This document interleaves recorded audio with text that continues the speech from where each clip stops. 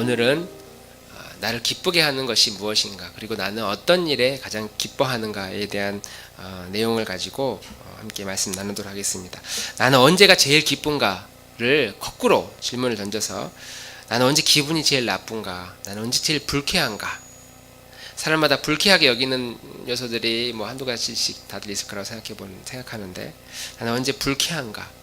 지난주에 설교는요, 성내지 아니하는 사랑에 대해서 함께 나눴죠. 그래서 내가 언제 분노하는가, 성내는가에 대한 이 내용을 다른 사람이 나 자신 혹은 내가 사랑하는 어떤 대상을 공격하거나 침해할 때, 내 영역인데, 내 자존심인데, 내 시간인데, 내 물질인데, 이걸 허락도 없이 아니면 불쾌하게 공격하거나 나를 침해할 때 우리는 화를 낸다라고 말씀을 나눴습니다. 그러면 거꾸로 상대방이 나를 공격하거나 침해하는 게 아니라 나에게 이익을 가져다 줄 때, 내 시간을 뺏어가는 게 아니라 오히려 내가 시간을 가질 수 있도록 여유를 허락할 때, 당신 쉬어, 내가 할게, 엄마 제가 할게요, 걱정하지 마세요, 좀 여행 다녀오세요, 제가 다 해놓을게요, 이런 거. 갑자기 없던 시간이 생기고 돈이 생기고 여유가 생기도록 누군가가 나에게 어떤 유익을 가져다 줄 때 얼마나 기쁘겠어요. 되게 좋습니다. 좋을 것 같습니다. 이번 일주일 동안 내가 나를 제일 기쁘게 했던 일이 뭐가 있을까, 제가 질문을 하지 않을 테니까 한번 생각해 보십시오. 이번 주에 뭐가 제일 기뻤지? 뭐가 제일 좋았지? 어떤 유익이 있었지? 이익과 유익함이 있을 때 우리는 좀 기쁨이 있고, 그렇지 않을 때 좀 불편한 마음이 있었을 거라고 생각합니다. 물질적인 이익이 있었다면 아마 좋으셨을 것 같아요. 주식이 좀 올랐다거나. 우리 양진 집사님 혹시 주식이 좀 올랐나요? 이번 주에 없나요? 없으신가요? 아닌가요? 전 몰라서 질문한 거예요. 구집사님 숨겨놓은 어떻게 비자금이 어떻게, 전 모르는 거예요. 저는 그냥 해본 이야기입니다. 사놓은 땅이 또 우리 계시지 않나요? 사놓은 땅이 올랐다거나, 종종 그런 이야기들, 예상하지 못했는데 갑자기 소득이 높아지고 올랐다면, 대부분 특별한 경우가 아니고서는 이익이 생기면 기뻐하고, 손해 보면 이제 화를 내는, 짜증을 내는 이런 모습들이 우리 일반적인 모습입니다. 직장생활 하신 분들 혹은 사업하시는 분들 열심히 직장생활 하다가 이번 달 그 월급 명세서 보니까 2배가 올라온 거예요. 2배가, 용돈이 2배가 올랐어요. 그래서 왜 올랐나 하고 이렇게 알아보니까, 우리 회사하고 경쟁하던 회사가 우리 옆에 있었는데 이 회사가 부도가 난 거예요. 그래서 그 회사하고 거래하던 모든 일들이 우리 회사로 다 넘어온 거예요. 그래서 우리 회사 일거리가 많아져 가지고 하는 일도 좀 많아졌지만, 어쨌든 수입이 갑자기 많아지다 보니까 성과급 들어오고 그러면서 월급이 쭉쭉 올라간 겁니다. 그러니까 우리는 이런 일이 있을 때 월급이 올랐으니까 일단 좋죠. 그러나 상대적으로 부도 처리가 나서 나하고 오고 가면서 인사했던 어떤 분이 실직이 돼서 가족이 뿔뿔이 흩어지고 아이들이 학원을 다 끊고 큰 어려움을 겪었다는 이야기를 우리가 소문으로 듣고, 그걸 들으면서 안타까워하지만 우리는 거기까지입니다. 안타까워하지, 저 회사가 부도가 나서 실직이 돼서 일거리가 없다는 그 이유 때문에 내가 이번 달에 오른 내 월급의 일부를 떼서 저 사람을 도와야 되겠다, 우리 이렇게 생각은 하지 않거든요. 물론 그렇게 생각하고 돕는 분들도 종종 있지만, 일반적으로 안타까운 건 안타까운 거지만, 이건 내가 일해서 받은 월급이야 라고, 이건 내 거라고 우리는 생각합니다. 또 하나 예를 들면, 혹시 좀 더우시거나 답답하면 히터를 끄셔도 되는데 저만 답답한 거죠? 네. 우리 동네에 큰 교회가 있는데 그 교회에 이제 어려움이 생긴 겁니다. 예를 들어서요, 어려움이 생긴 겁니다. 그래서 그 교회 성도들이 뿔뿔이 흩어졌어요. 근데 흩어진 그 성도들 중에 한 100명이 여기저기를 다니다가 저희 교회에 온 거예요. 그래서 와서 너무 좋다고, 우리도 예배 드리겠다고, 그래서 같이 예배를 드리게 된 겁니다. 외적으로는 불편하겠죠. 막 시끄러워지고 의자도 좁으니까 좀 불편하겠지만 교회 입장에서는 성도가 늘고 사역의 영역이 넓어지고 뭐 재정도 여유가 생기니까 좋은 거잖아요. 우리 교회 입장에서는 유익한 거니까 좋은 거잖아요. 그런 좋은 마음이 있지만 한편으로 우리가 잊지 말아야 할 것, 사랑하는 교회를 열심히 섬기다가 그 교회가 아픔을 겪고 그렇게 뿔뿔이 흩어지면서 찢어진 그 성도들의 상한 마음들, 그 아픈 마음들을 같이 읽고 같이 울어주고 같이 안타까워해주는 그런 마음이 우선적으로 있어야 되거든요. 그런데 이제 그거는 뭐 어쩔 수 없이 이게 다 하나님의 뜻이라고 하면서 다 품고 우리에게 주어진 이 교회 막 더 부흥하게 된 거 하나님의 은혜라고, 그게 부흥도 아닌데 막 우리는 이걸 부흥이라고 생각하면서 막 잘된 거라고 생각하면서 하는 그 우리들의 생각들이 있을 수 있다. 어쨌든 우리 교회에게는 유익하고 숫자가 늘어났으니까 좋은 거 아니냐라고 우리 생각할 수 있다라고 하는 겁니다.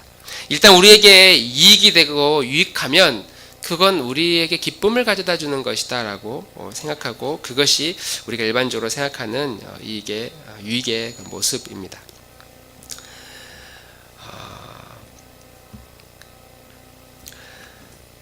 그러니까 내 이익이 다른 사람, 상대방 혹은 누군가의 어떤 불행해지는 모습, 불행해지는 어떤 연약함 때문에 내가 좀 더 유익해지고 이익을 얻었다고 생각될 때 그때 우리의 기분, 내 마음, 나 자신을 객관적으로 들여다보고 내가 어떠한 모습인가. 우리 뒤에 좀 볼륨 좀 조절 좀 해주세요. 전체 메인 볼륨 조금만 줄여주세요. 맨 오른쪽에 있는가요? 다른 사람이 어떤 어려움을 겪어서 직접적은 아니더라도 어떤 간접적인 영향으로 내가 어떤 유익을 얻고 이익을 얻었다라고 생각해 볼 때 그때 내 마음이 어떻게 반응하는가, 어떤 유익이 있는가, 내가 그냥 기뻐하는가. 오늘 성경에는 사랑은 불의를 보고 기뻐하지 않는다라고 했는데 상대방의 불의, 어려움을 당하거나 고통을 당하거나 아니면 잘못된 행동을 보면서 기뻐하지 않는다고 그랬는데 사실 우리 가운데 그걸 막 기뻐하는 사람은 그렇게 많지 않습니다. 막 박수치면서 좋아하고 그런 사람은 많지 않고 오히려 외적으로 막 기뻐하진 않지만 속으로 그것을 합리화시키는 모습들이 우리 안에 얼마든지 있을 수 있다는 거예요. 나는 누군가 아파하거나 그래서 내가 이익을 얻으면 나는 불편해, 나는 마음이 아파 라고 가는 거기까지. 그렇다고 우리가 상대방의 아픔을 보면서 내가 그것 때문에 얻어든 이 유익, 이건 내게 아니야 하면서 떼가지고 다시 돌려다 주는 이런 건 하지 않아요. 그런데 그건 하지 않지만 마음 한편으로 상대방이 아파할 때 안타깝다, 아프다, 거기까지. 우리가 할 수 있는 액션은 거기까지다라고 하는 것이죠. 그런데 이제 우리가 이 시간에 생각해 볼 문제가 있는데 똑같이 비슷한 상황처럼 가게가 두 개가 있는데 우리 옆집에 이제 불이 났어요. 그래서 그 집으로 가던 그 손님들이 다 이제 우리 가게로 오게 된 겁니다. 그래서 우리 가게의 매출이 2배가 뛰었어요. 그래서 이렇게 번 돈을 이 돈은 옆집 가게가 벌 돈인데 이게 다 나에게 왔다고, 내 거 아니라고 하면서 내 옆집으로 이 돈을 가져다 주는 사람이 많지 않다, 아니 거의 없다라고 하는 겁니다. 표정 관리하는 거죠. 수입이 많아졌으니까 기뻐하긴 하지만 티내면, 내가 기뻐하는 걸 티내면 사람들이 나를 비난하니까, 도덕적으로 비난하니까 이걸 내가 기뻐하진 않아요. 그러지만 어쩔 수 없다고 우리는 합리화시킨다는 겁니다. 옆집 불나니까 내가 이렇게 돈도 많이 벌고 좀 다들 좀 불나고 다 망했으면 좋겠다 이렇게 말하는 사람은 없다라고 하는 거죠. 이걸 가지고 막 기뻐하거나 환호성을 지르는 사람은 없다라고 하는 겁니다. 그러나 이 돈, 다른 사람이 아픔을 겪어서 얻게 된 나의 유익, 나의 이익, 이것이 상관관계를 맺으려고 하지는 않고 그것 때문에 내가 이 돈을 내가 이웃을 위해, 어려움을 당하는 사람을 위해, 불의한 사람을 위해 내 에너지를 써야지 라고 생각하지 않는다라고 하는 겁니다. 그래서 우리는 대놓고 기뻐하지는 않지만 속으로 그것이 어쨌든 나에게 유익을 가져다 줄 때, 이익이 될 때 속으로 기뻐하는 존재, 즐거워하는 존재, 좋아하는 존재가 바로 우리라고 하는 겁니다.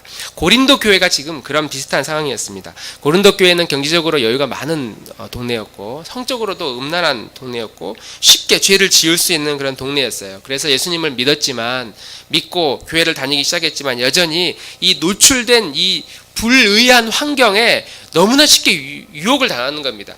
늘 우상을 섬기던 사람들이 예수님 믿고 그것을 다 버려야 되는데 그래도 좋은 게 좋은 거잖아 하면서 하나님을 믿지만 여전히 우상이라고 여겨지는 것들을 가슴에 품고 다니는 사람들, 틈만 나면 음란한 행위를 저질렀던 사람이 예수님을 믿고 하나님의 자녀가 되었지만 여전히 그런 음란한 행위들, 또 성적인 그런 부도덕한 일들을 행하는 사람들이 이 교회 안에 아마 많이 있었던 모양이에요. 그래서 불의한 일들을 보면서 사람들이 불편해하거나 아니면 그것을 비난하거나 권면해서 그렇게 하면 안 된다고 말을 해야 되는데, 불의한 사람들의 의롭지 않은 그런 죄 짓는 모습들을 보면서 반대편에 있는 사람들이 그것을 암묵적으로 동의하는 거예요.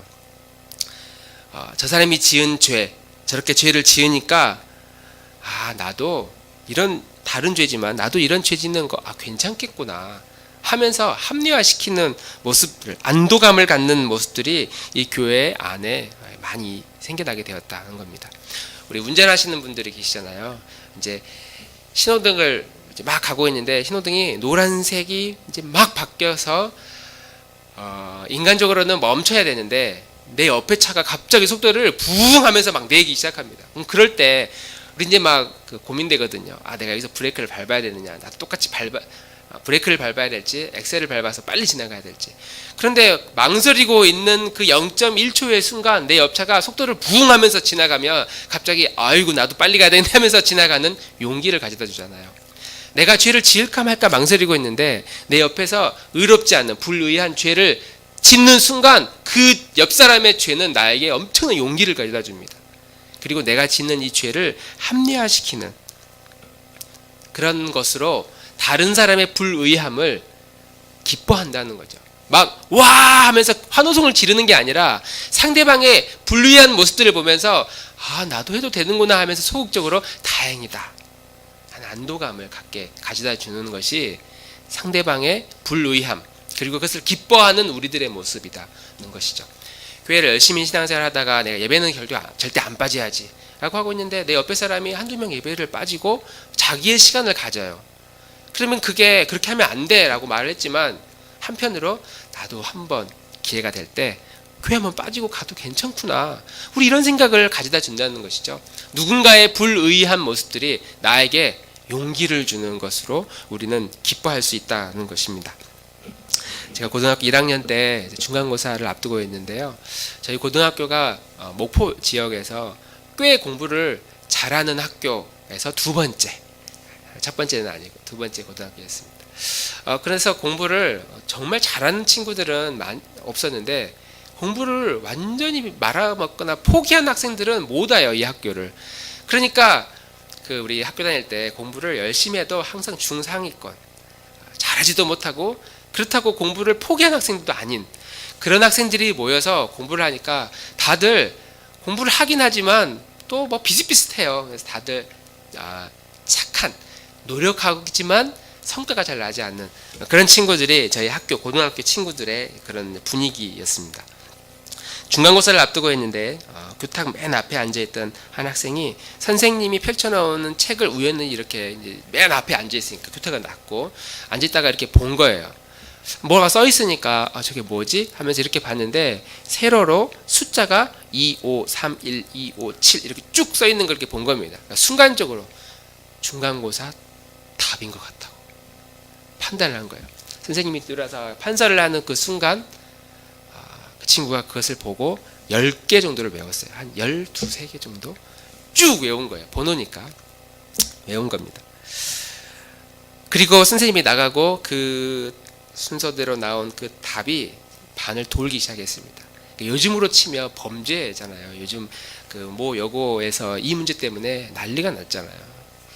벌써 한 20년 전이니까 뭐 친구들이 모르게 컨닝도 하고 막 들키면 벌 받고 막 그것 때문에 또 퇴학을 당한 거 그러지 않고 들키면 그냥 나와 하면서 머리 한 대 맞고 뭐 안 들키면 야 나 이거 했는데 여기다 써놨는데 다 나왔다고 하면서 해도 아 나 또 써놓을 걸 막 그런 생각하는 했던 그런 문화였기 때문에 지금은 이제 큰일 나죠. 그렇게 친구가 본 그 답안이 반을 돌기 시작하더니 그 답이 어느 순간 제 손에 들어왔어요. 제 손에 들어오면서 내 눈에 보이는데 제가 너무 놀래가지고 막 답을 막 갈갈이 찢으면서 쓰레기통에 막 던져버리고 싶은 마음이 굴뚝 같았어요. 그런데 저도 모르게 제 눈은 이미 답을 향해 가고 있었고 저는 눈을 감았는데 감은 눈의 앞에 답이 막 매지가이처럼 떠오르게 나 이거 외우려고 한 건 아닌데 2, 2, 5, 7, 5, 3, 2, 1 답이 나도 모르게 제 마음속에 다 꽉 박혀서 더 이상 떠나지를 않는 겁니다. 나중에 시험을 봤어요. 이게 중간고사 답이었을까요? 아니었을까요? 답이었어요. 딱 보는데 다들 말은 하지 않는데 그 침묵, 우리는 다 알고 있다는 그 분위기, 제가 풀어보니까 그 중에 한 2문제 정도가 제가 약간 헷갈렸던 문제들이고 나머지는 제가 다 아는 문제들이었어요.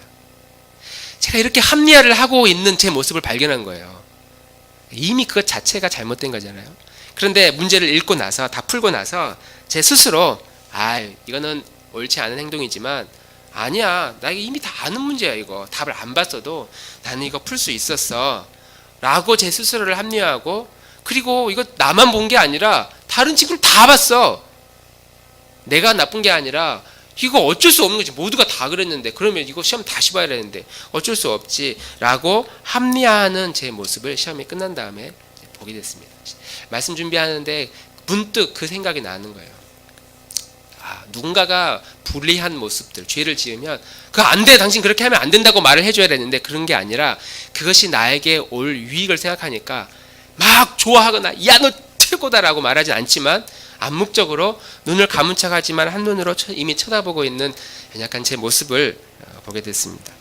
그러니까 내 경쟁 상대가 어려운 일을 당해서 쓰러져가는 어떤 그런 모습들, 불의한 모습들을 볼 때 그것이 나에게 어떤 유익을 가져다 줄 때 찾아오는 그릇된 행복감, 도덕적인, 비도덕적인 이런 우월주의, 잘못된 모습들이 성경은 허락하지 않는다라고 하는 겁니다. 이런 불의함을 기뻐하는 것은 죄다, 옳지 않다라고 말씀하고 있는 것이죠. 반대로 그러면 우리는 불의함을 기뻐하면 안 돼. 그래서 사도 바울은 그러면 뭘 기뻐해야 되느냐? 진리와 함께 기뻐한다라는 말씀을 하는데, 자, 우리가 사업을 하면서 아니면 우리가 공부를 열심히 해서 일이 잘 풀렸습니다. 그래서 내가 열심히 노력하고 준비한 시험에 패스가 됐어요. 통과가 됐어요. 사업을 투자했는데 완전히 적절하게 투자를 해서 엄청난 수익을 올렸습니다. 내 자녀가 열심히 노력해서 대기업에 취업을 했고 우리가 일하면서 승진도 하고 그렇게 승승장구하면서 뭔가 잘 나가면 좀 기쁘겠죠. 그러니까 이런 종류의 기쁨이 우리에게 오면 우리는 좀 행복합니다. 내가 원하는 대학에 갈 수 있어. 내가 원하는 회사에 내가 들어갔고 내가 이 정도의 안정적인 수입이 있다면 내 평생 이제 좀 보장이 되겠다라고 우리는 우리 안에 오는 그런 이익에 대한 기쁨을 우리는 얻게 될 겁니다. 그런데 이런 도구들, 이런 방식으로 찾아오는 기쁨들, 내게 유익이 온 거예요. 대기업에 취업하게 되고 아니면 안정적인 수익이 보장되어지고 사업이 투자했는데 이 사업이 너무 잘 풀리는 이런 일들로 인해서 내 안에 기쁨이 찾아왔는데, 그래서 좋았는데 이 기쁨이 과연 얼마나 지속되겠느냐. 하나님 이 회사에 취업하면 정말 하나님을 위해 평생 살겠습니다 라고 해서 과연 그 지체가 이 회사에 들어갔다는 이유 때문에 일평생 주님을 위해 헌신하며 봉사할 수 있겠냐는 것이죠. 한 달 혹은 한 1년 기뻐하다가 너무 일이 많고 고돼서 내가 그렇게 이 회사 들어오고 싶었는데 막상 일하다 보니까 너무 힘이 들어서 그 회사 포기하고 다른 길을 찾아가는 사람들이 많이 있고, 하나님 저에게 이것만 들어주시면 저 주님을 위해 할게요 라고 했던 모든 것들이 막상 그 기쁨이 얼마 가지 않더라는 것이죠. 그래서 성경은, 사도 바울은 우리에게 이렇게 이야기를 합니다. 진리와 함께 기뻐한다. 함께 따라해 보겠습니다. 진리와 함께 기뻐한다. 진리와 함께 기뻐한다. 진짜 기쁨은 뭐냐면, 변하지 않는 기쁨은, 유효기간이 없는 기쁨은 내 안에 하나님의 말씀에 대한 혹은 우리가 진리라고 확신하는 그것이 내 안에 들어왔을 때, 그리고 그 진리가 나를 이끌어 갔을 때 그때 찾아오는 기쁨이 있는데, 이게 진짜 기쁨이고 영원한 기쁨이고 불변하는 기쁨이다 라고 하는 것이죠. 시간의 유효기간이 있는, 그래서 어떤 유익이나 이익, 남의 불의함을 통해 내가 얻게 되는 그런 유익의 이 기쁨은, 이건 유효기간이고 그때는 좋아. 그러나 양심의 찔림과 죄책감을 가져다 주지만 하나님이 주시는 하나님의 말씀과 함께하는 그 기쁨은, 이것은 사람이 부인할 수 없는 영원한, 내 영혼의 마음 깊은 곳에서 울림이 있는 그런 기쁨으로 하나님이 주시는 그런 기쁨을 우리가 누릴 수 있다라고 하는 겁니다. 이렇게 성경에서 말하는 진리의 기쁨은 1차적으로 이 진리는 복음을 이야기합니다. 내가 예수님을 믿고 나서 그 예수님이 나에게 무슨 일을 행하셨는가, 내가 이렇게 살다가 그냥 죽으면 끝이었던 내 인생을 하나님이 막아서 나를 살려주시고, 물에 빠져 어딘가에 허우적거릴 수밖에 없는, 혹은 그렇게 아무 생각 없이 살았던 나를 하나님이 건져주시고 죽음을 향해 가고 있던 우리의 인생을 막고 생명으로 거두어 주시는, 그래서 우리는 이 예수님이 우리에게 주시는 이 진리를 복음이라고 기쁜 소식이라고 이야기하죠. 예수님 때문에 얻게 된 이 구원의 이 기쁨 때문에, 이 구원의 기쁨, 이 복음으로 인한 이 기쁨이 영원한 기쁨이다 라고 우리에게 말씀하고 있습니다. 이것이 첫 번째 1차적인 진리, 예수님에 의해서 우리에게 다가온 복음의 진리가 첫 번째 기쁨을 가져다 주는 진리다라고 한다면, 2차적인 진리가 있는데, 이것은 하나님 자신을 향하고 있는 진리를 말합니다. 예수님을 믿고 나서 끝이 아니거든요. 이제 믿음과 함께 믿음의 경주를 가야 되는데, 이때 사단의 수많은 유혹과 내 자신을 넘어뜨리는 시험과 아픔들이, 고난들이 다가옵니다. 이때 이것을 이기게 하는 하나님의 말씀과 하나님의 진리가 있는데, 하나님의 사랑, 구별되어지는 하나님의 거룩, 하나님의 은혜, 성경에 나와 있는 언약, 나에게 주신 약속, 내 인생을 책임져 주겠다고 하는 내 인생의 앞길에 대한 내 비전, 내 꿈, 삼위일체, 이 모든 것이 다 하나님을 향하고 있는 진리, 그리고 하나님 자신에 대한 진리를 말합니다. 우리가 언제 기뻐하느냐? 하나님을 자신을 향하거나 하나님 자신인 그 기쁨 옆에 있을 때, 이렇게 기대고 있을 때, 그래서 진리와 함께 하는 그 기쁨이 영원한 기쁨이다라고 하는 것이죠. 우리는 이 남의 불행을 보면서 상대적인 도덕적 우월감을 갖게 만드는 그 의로움, 그 의로움에 충만해 있었던 한 바리새인, 시몬이라고 하는 한 바리새인과, 누가 봐도 저 여인은 죄인이야라고 하는 예수님께 향유 옥합을 기름을 부었던 한 여인에 대한 이야기가 누가복음 7장에 나오는데, 우리는 이 이야기를 통해서 어떤 여인이, 어떤 사람이 참된 기쁨을 얻는가라는 내용을, 힌트를 좀 더 살펴볼 수 있습니다. 우리 누가복음 7장 36절에서 38절 우리 다 같이 한번 읽어보도록 하겠습니다. 36절 38절 시작.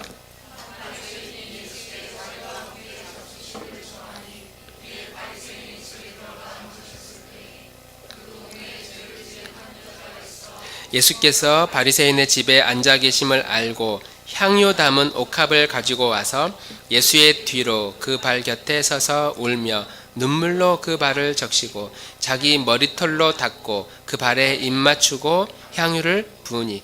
자, 맥락을 보면 이 식사가 있기 전에 예수님은 세례 요한의 제자들하고 대화를 나눠요. 그리고 그들에게 하나님의 복음을 이야기하고, 또 세례 요한이 어떤 사람인지에 대해서 이야기를 하면서 아마 설교를 했던 것 같습니다. 하나님 나라에 대한 이 구원과 복음에 대한 이야기를 아주 깊게 나눴던 것 같습니다. 이 여인이 그 옆에서 그 이야기를 듣고 자신의 이 철행한 인생인데, 왠지 저분은 내 이 해결할 수 없는 내 인생에 꼬인 문제를 해결해 줄 수 있을 것 같다는 마음의 두근거림과 기쁨과 확신이 다가왔어요. 그래서 이 여인이 어느 한 바리새인의 집에 초대됐다는 말을 들었을 때, 이 여인이 황급히 집으로 가서 내가 제일 소중하게 여기는 거, 내가 어떻게 내 마음을 전달할 수 있을까? 내가 당신의 이야기를 듣고 이 뛰는 마음, 내 문제가 해결되어진다는 그 놀라운 그 기쁨의 소식들을 듣고 이것을 표현하고 싶은데 무엇으로 표현할까 하다가 자기의 전 재산이라고 할 수 있는 향유값을 가지고 옵니다. 그리고 이 집에까지 오는 길 중에 막 생각을 했겠죠. 이걸 어떻게 드릴까? 그냥 선물로 드릴까? 제자들에게 좀 전해달라고 할까? 직접 깨트려서 발에 부을까?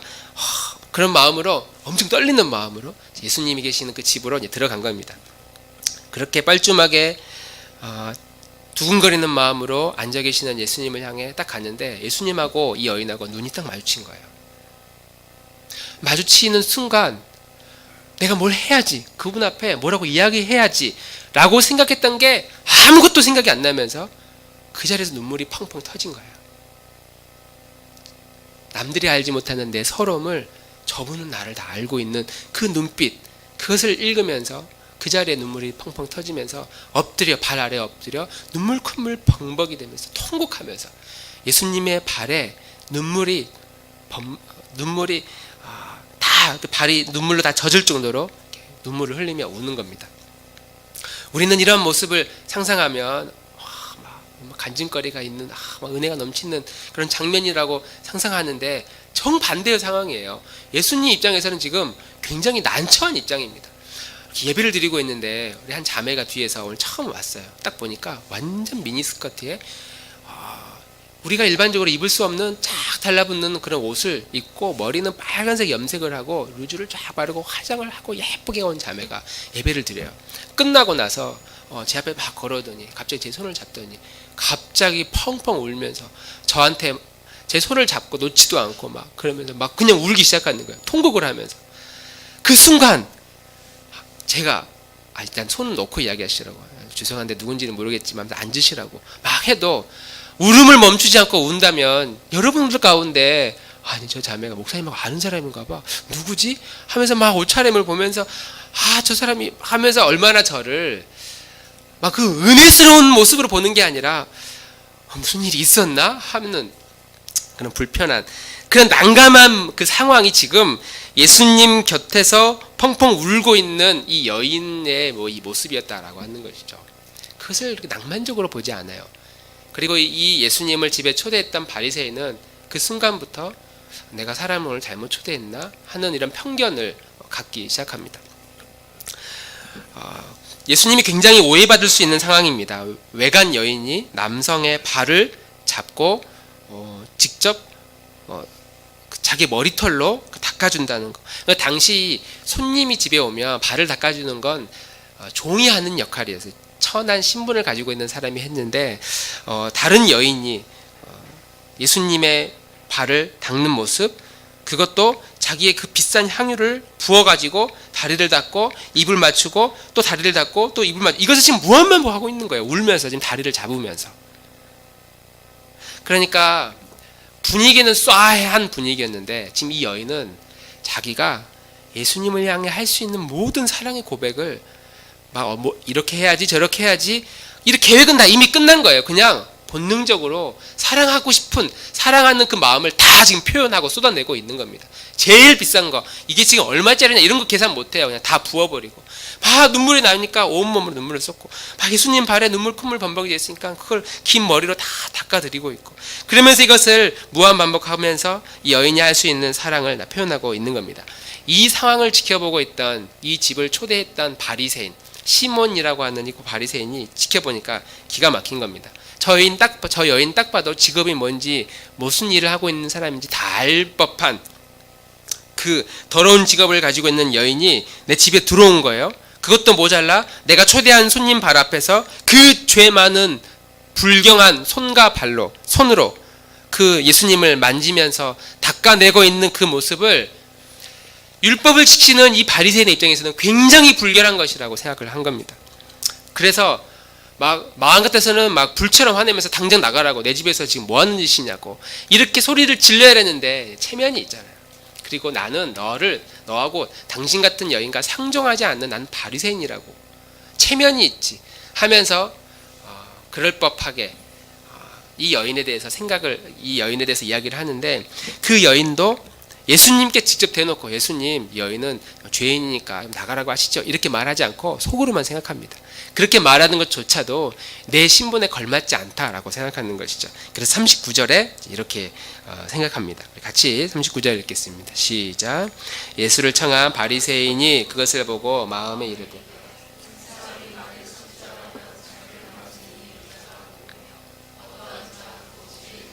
알았으리라 하거늘. 겉으로 하는 이야기가 아니에요. 속으로 생각하는 겁니다. 아마 바리새인은 이 예수님을 초대할 때 이분의 신분이 아마 선지자나 세례 요한과 같은, 아니 그 이상의 급, 아니면 메시아일까? 내가 만나서 초대해서 이야기를 나눠보면서 이분의 사상을 좀 더 배우고 싶다 하는 거룩한 마음을 이분을 초대했는데, 이 사람이 집에 들어오는 순간 찾아온 그 여인의 반응에 아무렇지도 않게 반응하고 있는 그 모습을 보면서 이 사람 메시아는 아니구나, 이 사람 선지자는 아니구나, 내가 봐도 딱 봐도 이 사람 죄인인데 이 예수님, 이분은 그걸 지금 못 알아보는, 분별하지 못하는구나 라고 생각하면서 내가 오늘 사람을 잘못 초대했다라고 이미 마음속에 먹은 겁니다. 표현하지 않지만 불편한 내색을 이제 하기 시작한 것이죠. 이런 불편한 마음을 가지고 있는 바리새인의 이 시몬의 마음을 예수님이 딱 보니까 이제 한눈에 안 거예요. 그래서 이야기를 하기 시작하는데 두 가지 이야기를 하는 겁니다. 하나는 두 사람에 대한 이야기를 하는데, 하나는 내 이야기를 잘 들어보시오. 돈을 많이 가지고 있는 사람이 돈이 필요한 사람에게 채무, 그러니까 돈을 좀 빌려줬는데, 대여를 해줬는데, 한 사람은 500데나리온을 가져갔고 한 사람은 50데나리온을 가져갔습니다. 그런데 이 두 사람이 어떤 일을 하다가 잘못됐는지 빚을 갚지 못한 지경에 이른 거예요. 그래서 돈을 빌려준 이 사람이 너무 안타까이 여겨서 두 사람의 돈을 다 탕감시켜 준 거예요. 500데나리온 가지고 있는, 그러니까 연봉 하루 품삯 1데나리온이라고 하면 500일이니까 거의 1년 넘게 벌어야 되는 몇 천만 원 되겠죠. 이 돈을 다 탕감해 준 거예요. 그리고 50데나리온을 가지고 있는 사람도 탕감해 준 겁니다. 그러면서 이제 바리새인에게 물어보는 거죠. 이 돈을 가지고 있는 이 사람이 누구를 더 돈을 탕감받은 두 사람 중에 누가 더 고마워하겠느냐? 누가 더 고마워할까요? 500데나리온을 탕감받은 사람이 훨씬 고마워하겠죠. 내 옆에 사람은 50데나리온 탕감받은 그 사람은 거꾸로 생각했을 때 억울하다는 생각을 했을지도 몰라요. 나도 500 빌릴걸. 저 사람 500 봐준대. 나는 50 봐줬는데 내가 손해 아니야? 이런 마음을 가졌을 거란 말이죠. 500데나리온을 탕감받은 사람이 더 고마울 겁니다. 바리새인이 이렇게 대답을 해줘요. 예수님의 핵심은 그거죠. 많이 용서를 받은 사람이 사랑을 많이 한다. 많이 용서를 받은 사람만이 사랑할 수 있다는 것이죠. 많이 사랑할 수 있다는 것이죠. 우리가 여인의 관점에서 이 세상을 살고 있다면, 우리가 아주 유명한 날라리예요. 죄를 많이 지은 창녀이고 이런 죄인입니다. 꼬일 대로 꼬였어요. 우리의 인생이. 누가 봐도 나를 좋아해 주지 않아요. 내가 가는 곳마다, 내가 손대는 사원마다, 내가 있는 사람들마다 다 관계가 깨지고 다 어려움을 겪어요. 그런데 유일하게 나를 거절하지 않는 한 분이 있는데, 그분이 주님이신 거죠. 사람들은 나를 좋아해 주지 않는데 주님이 내가 좋답니다. 그리고 나에게 와서 친구가 되어주고 말을 걸어주고 나를 사랑해 주는 거예요. 다 품어주고 다 용서해 준답니다. 그럴 때 아무도 내 친구가 되어주지 않는데 예수님이 나의 친구가 되어진다고 할 때, 내가 가진 것도 별로 없지만 내 가진 것 다 털어가지고 내가 주님을 위해 내 일평생, 내 생명, 내 목숨까지라도 제가 주님을 위해 살겠습니다. 우리 그런 마음 들 수 있거든요. 이 세상에서 자살하기 직전까지 갔던 한 인생이 예수님에 의해 건짐을 받았다면 남은 인생 주님 겁니다 하면서 주님을 위해 평생을 살아간다라고 하는 것이죠. 그 사람이 하나님께 예배하면 그 예배 드리는 곳이 교회든 내 가정이든 내 삶이든 어떤 곳이든 온 마음을 다해서 하나님을 예배할 겁니다. 내가 아침에 눈을 뜨면 내가 노래를 할 때 내가 가요를 부르지 않고 주님을 노래하는, 찬양하는 그 노래를 우리의 입술로 노래할 것이고, 값비싼 보물은 아니어도 내가 소중히 여기는 것이 있을 때마다 주님이 먼저 생각나서 주님께 희생하고 주님께 얼마든지 드릴 수 있는 마음을 가졌을 겁니다.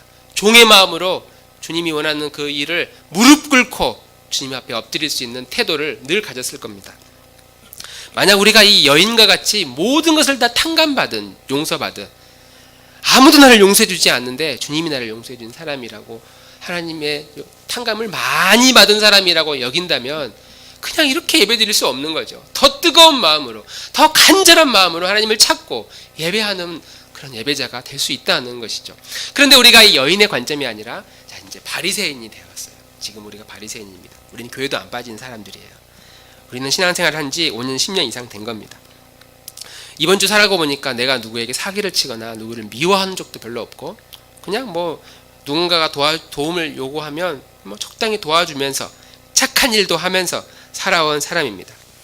바리새인이 그랬던 것처럼 바리새인이 지금 여인을 보면서, 죄인인 여인을 보면서 이런 생각하는 거죠. 나는, 내 신분은 저런 죄인의 신분하고 나는 급이 달라. 나는 저런 죄인이 아니야. 죄인 부류가 아니야. 저 여자보다 난 좀 더 괜찮은 사람이고, 그래서 저 여인처럼 막 예수님께 무릎 꿇고 눈물을 흘리면서 무엇인가 하소연하는, 저렇게 나는 급하게 필요한 게 없어. 예수님께 무엇인가를 막 요구하거나 그럴 게 없어.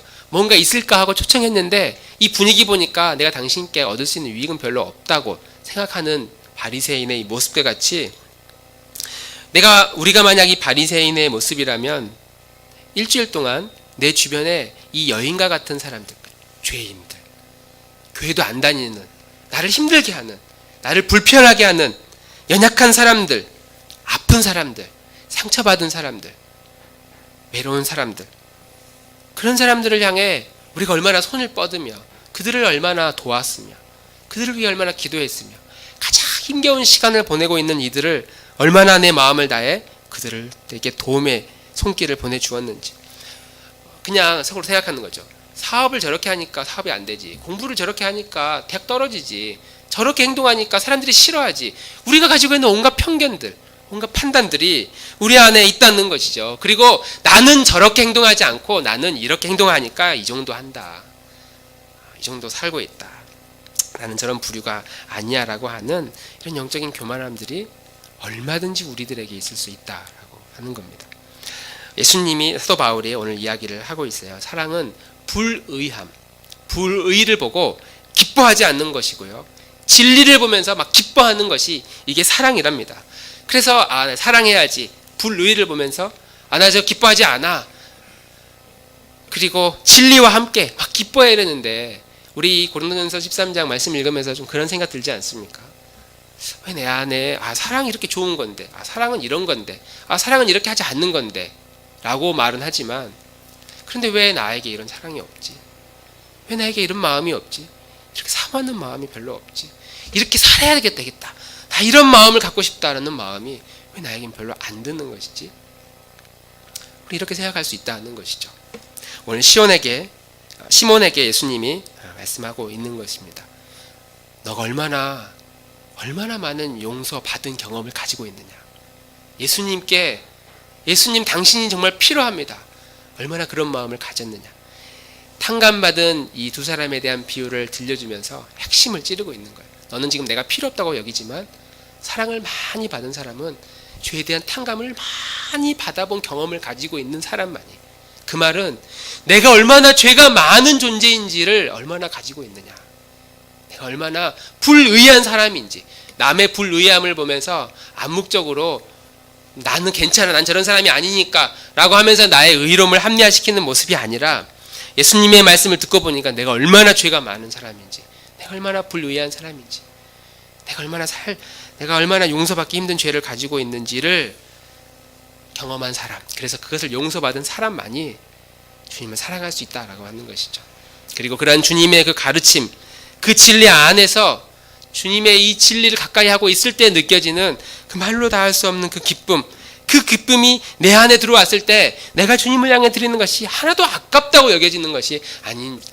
내가 시간을 드릴 때 나 시간 없는데, 내가 물질을 드릴 때 나 돈 없는데, 내가 내 재능을 드리려고 할 때 나보다 더 잘하는 사람 많은데 왜 내가 해야 되나요? 우리 이런 마음을 얼마든지 가질 수 있는데, 진리가 내 안에 있어서 찾아오는 그 기쁨을 우리가 붙들고 있다면, 그것을 가지고 있다면, 내가 가지고 있는 별거 아닌 것처럼 여겨지는 시간이나 물질은 내 모든 것을 주님께 드려도 아깝지 않은 것으로 얼마든지 여기며 살아갈 수 있다는 것입니다. 내 삶이 재밌지가 않고 기쁘지가 않고 신앙생활이 답답하다 이런 마음이 들 때마다 내가 얼마나 주님께 용서받은 사람인가, 나는 용서받은 경험을 얼마나 지금 하고 있는가.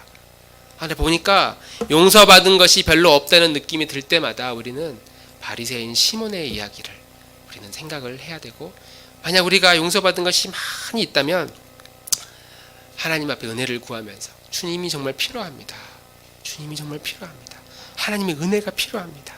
하나님은 많이 용서받는 자에게 많은 은혜를 베푸신다고 하는 그 이 은혜의 진리를 내가 붙들고 주 앞에 나아갈 때에 말로 감당할 수 없는 놀라운 기쁨이 우리의 삶을 사로잡고 내 언어를 사로잡고 내 입술과 내 중심을 사로잡아 그 안에 주님이 주시는 기쁨으로 이 한 주간 살아가는 우리 교우들이 되기를 주님의 이름으로 축원합니다. 함께 찬양하고